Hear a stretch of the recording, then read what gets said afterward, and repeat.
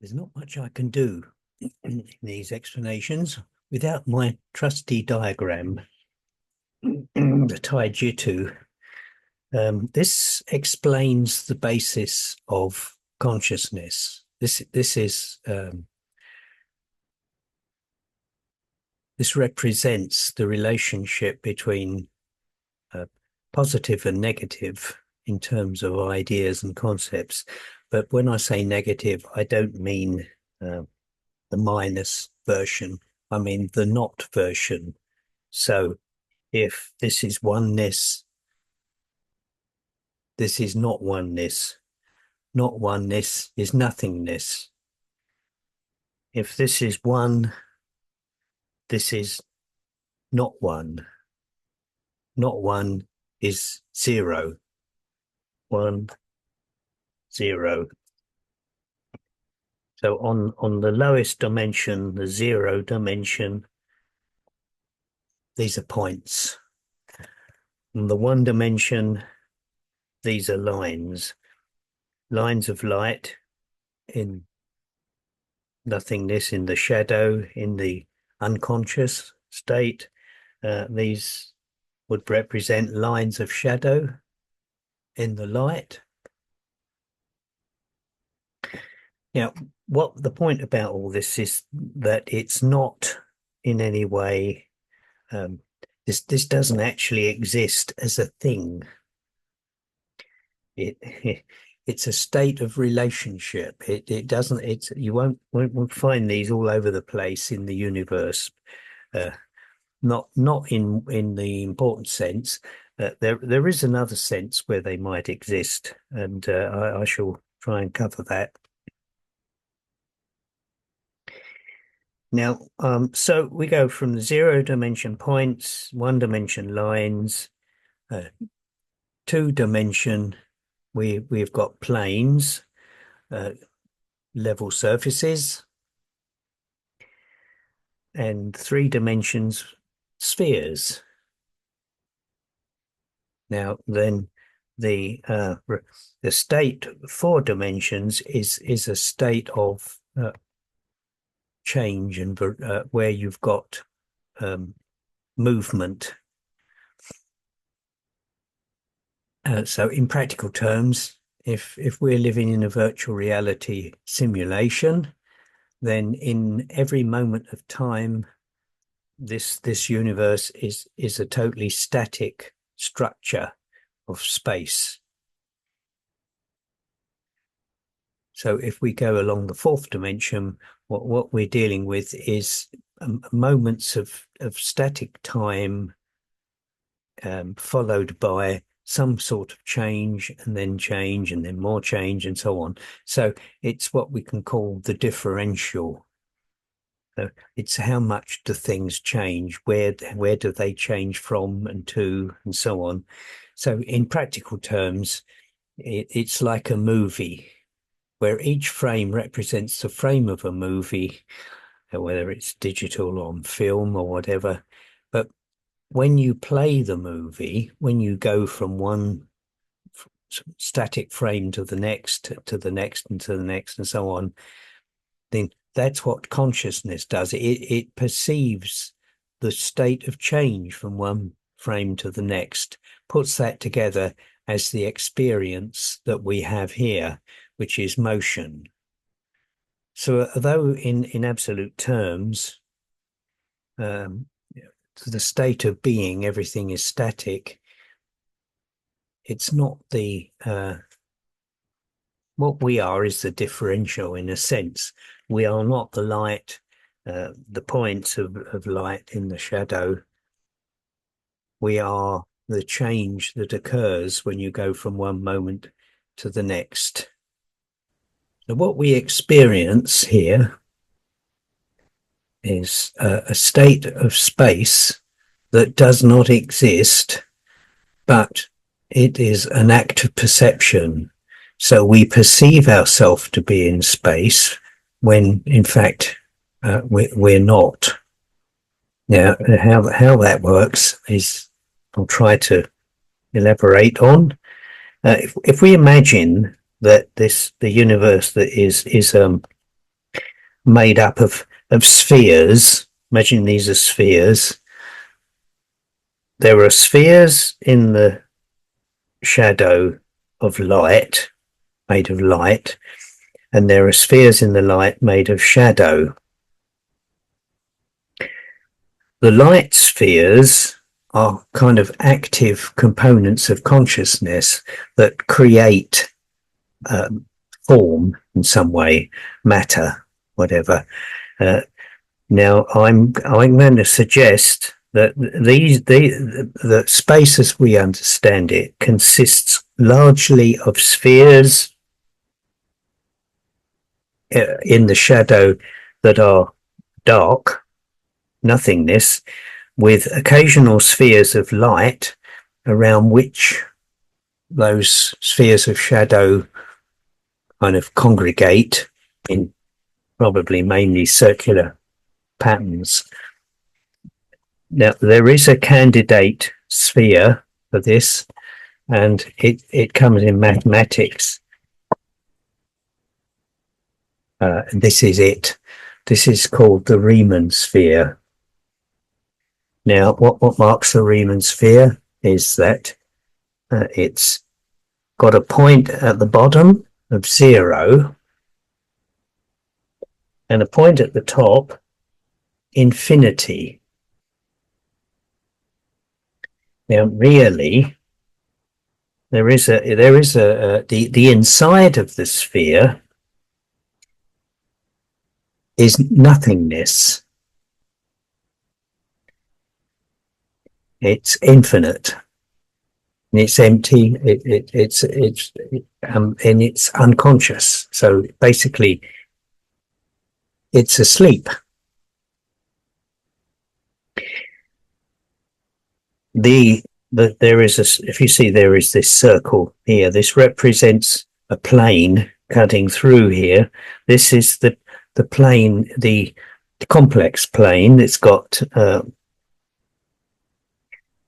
composed of ones and I. Minus I is plus I, plus 1, minus 1. Anyway, point is that I is the square root of minus 1. It does not exist, it has no value, but it is incredibly useful in mathematics to assume that it exists and it has a value, even though we don't know, we can't say what it is. So these spheres, Riemann spheres, they form as a cluster around points of light, spheres of light, and matter is a structure of these spheres.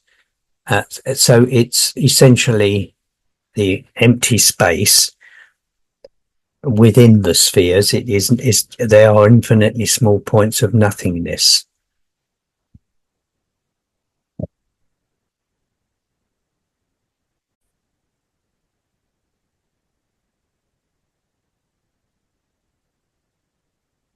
If you can imagine these spheres in an array, the 0 points represent, shall we say, the bottom, the downwards direction. Infinity is always at the top. So if these were arranged around a white sphere, say, and let's say that an object like an atom or particle of some sort consists of some sort of geometric structure of white spheres with creating a field of black spheres. On the inside of each sphere is infinite, so it doesn't have a size, but it is infinite on the inside. So if you were on the inside of this sphere, you would be seeing a plane extending all around you and meeting above you. the extent of that plane would be infinite light, and that so the point of light at the top is the full extension of the plane, that if this was laid out, and there are lines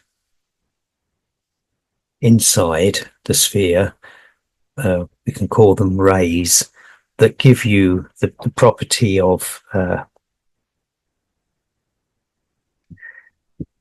direction. Imagine then that this field of spheres, Riemann spheres, take on some size or shape from the outside, depending on the mathematical situation that they're placed in. They would be. It's a bit like the Doctor Who's TARDIS. If you can imagine, they're finite on the outside, but infinite on the inside. But in this case, infinite isn't the same as space. It's a state. So it isn't literally bigger on the inside. It has no, it's dimensionless on the inside. It's not quite the same, but it's a good analogy. TARDIS. Now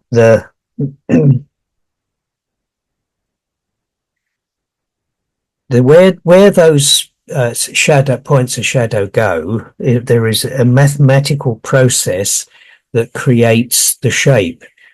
Now, one of the first ideas I had in my early days in '92, getting into this knowledge, this understanding, was that the universe that we know of, our space-time field, is not like an empty box. There is no such thing as space. There is not an empty universe that's waiting to be filled with matter. It's the other way round. It's matter that creates space. So the space is created by every object within it, within the universe, creates the space around it. And that space around every object meets up and overlaps and generates the universe. And it's on terms of size, there is no size. It's as big as it needs to be to accommodate the material that your consciousness is dealing with.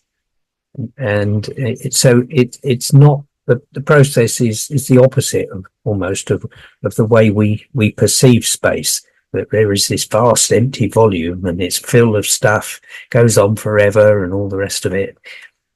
That's a complete illusion. It's nothing like that.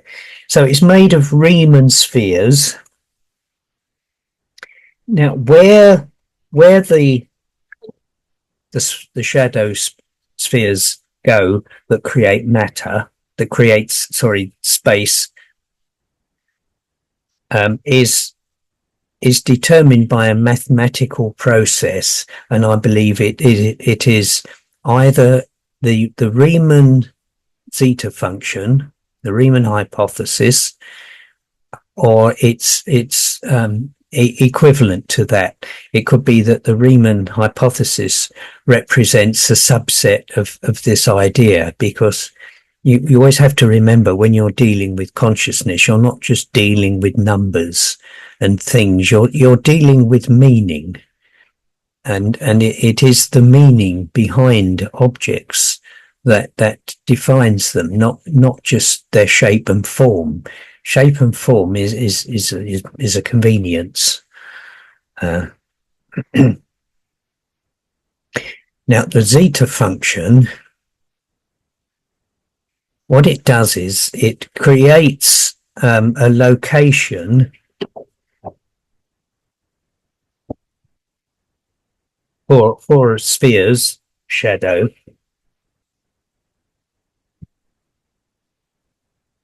It puts the zeros where they need to be, and the relationship is between these zeros is prime numbers. So everything that we know of and that exists is created by prime numbers, and the prime numbers decide that are involved in the creation of a zero. There are two factors to these numbers in the Riemann hypothesis. They have a positive value of a half, and the negative, the minus, the 0 point is all the zeros have a value of 0, but they're not all the same.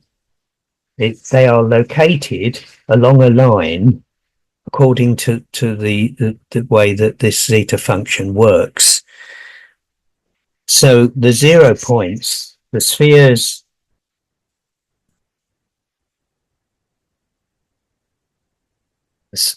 of shadow that are located according to the numbers, prime numbers that are involved in generating them.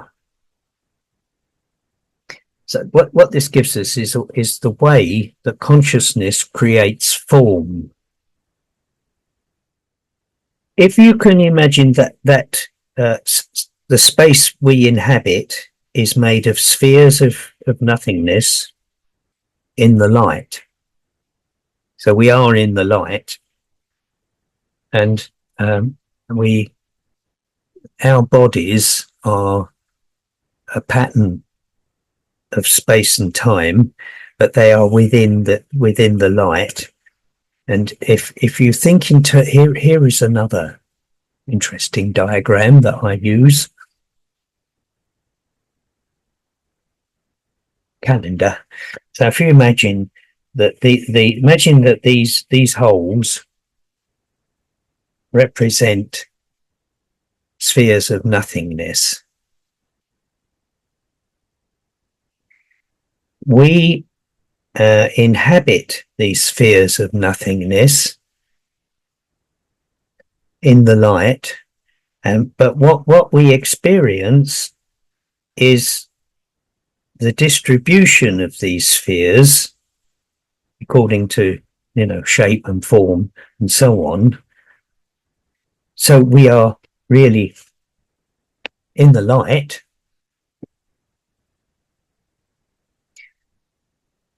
but we look into these spheres from the light, and we experience being inside them according to the way they're distributed. So the space, what that gives us is the feeling of being in space. We are not in space, but we feel that we are in space because we occupy untold trillions, possibly, of spheres that are essentially Riemann spheres. And this is how we experience the idea of space. So there is no space. It's all a structure. It's a theoretical structure, if you like, based on mathematical processes.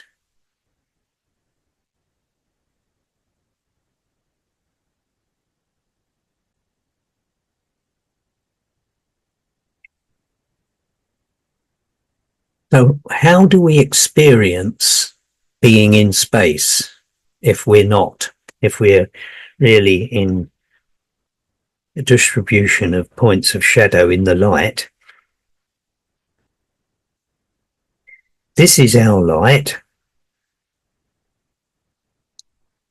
but this light gets shines out as points or tiny spheres in the shadow, in the unconscious state, and it is from the light that these points of light emit in the shadow that create our experience.